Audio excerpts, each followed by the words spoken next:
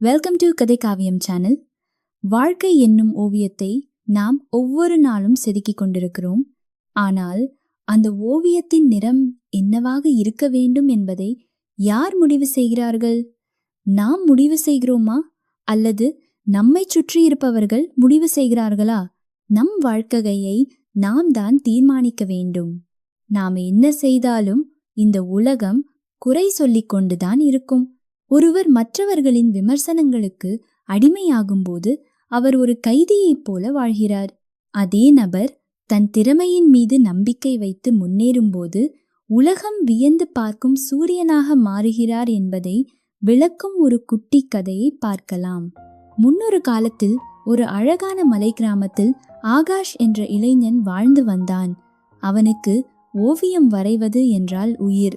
அதிகாலையில் சூரியன் உதிப்பது முதல் இரவில் நிலவு தோன்றுவது வரை இயற்கையின் அழகை அவனது தூரிகைகள் காகிதத்தில் அற்புதம் செய்யும். ஆகாஷ் தனது வாழ்நாள் சாதனையாக ஒரு மாபெரும் ஓவியத்தை வரைந்தான். அது அவனது பல மாத உழைப்பு. அந்த ஓவியத்தை ஊர் மக்கள் அனைவரும் பாராட்டுவார்கள் என்று நினைத்து ஊரின் பொது செதுக்கத்தில் அதனை வைத்தான். அதன் கீழே ஒரு பலகையில், இந்த ஓவியத்தில் உங்களுக்கு எங்கேனும் தவறு அல்லது குறை தெரிந்தால் அந்த இடத்துல ஒரு சிவப்பு மையால் ஒரு புள்ளியிடுங்கள் என்று எழுதி வைத்தான். மாலையில் ஆகாஷ் ஆவலோடு வந்து பார்த்தான். ஆனால் அவன் கண்ட காட்சி அவன் இதயத்தையே உடைத்துவிட்டது. அவன் உயிராக நேசித்த அந்த ஓவியம் முழுவதும் சிவப்பு புள்ளிகளால் நிறைந்திருந்தது. ஒரு சின்ன இடம் கூட மிச்சமில்லை. ஆகாஷ் கதறி அழுதான். நான் ஒரு தோல்வி அடைந்த கலைஞன், ஊரே என் ஓவியத்தை வெறுக்கிறது என்று எண்ணி தனது தூரிகைகளை உடைத்து எரிய துணிந்தான். அப்போது அவனது குரு அங்கு வந்தார்.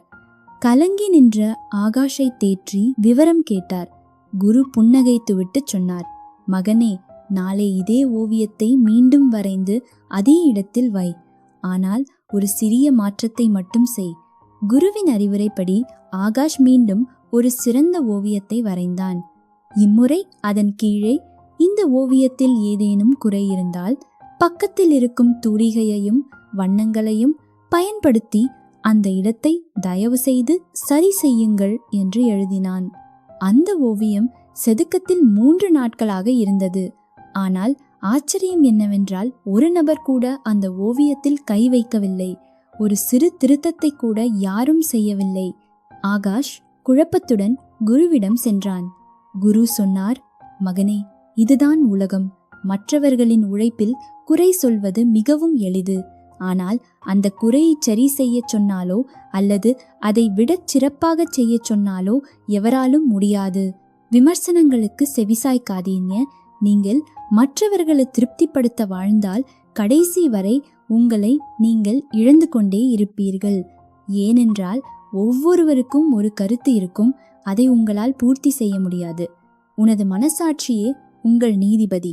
நீங்கள் செய்யும் செயல் உங்களுக்கு மகிழ்ச்சியையும் அமைதியையும் தருகிறது என்றால் அதுவே சரியான பாதை.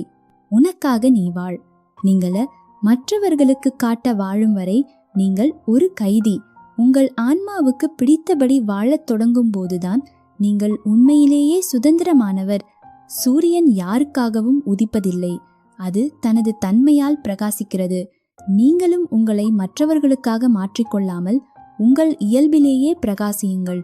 கதை பிடிச்சிருந்தா கண்டிப்பா சப்ஸ்கிரைப் பண்ணுங்க. தேங்க்ஸ் ஃபார் வாட்சிங். Stay tuned.